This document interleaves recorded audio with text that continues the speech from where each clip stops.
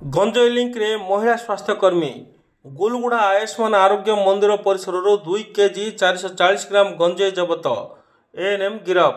रायगढ़ जिला पदमपुर थानार गुलगुड़ा आयुष्मान आरोग्य केन्द्र परिसर में 2 केजी 440 ग्राम गंजेई जबत करने संपृक्त महिला स्वास्थ्यकर्मी को गिरफ कर कोर्ट चालाण कर पुलिस सूचना देती। पुलिस सूचना अनुसार कौन सूत्र खबर पाई आज गुलगुड़ा आयुष्मान आरोग्य मंदिर परिसर में चढ़ाऊ करथिला।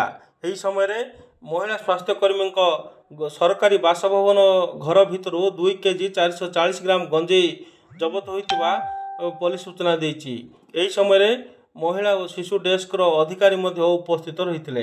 तबे गंजेई केउठारु आसिला, गंजेई केउ माने माफिया माने महिला स्वास्थ्यकर्मी सहित अधिक लिंक रही एनी पुलिस मध्य अधिक खोलातड़ा करथुआ जना पड़छि। थाना रे मामला रुजु होइछि।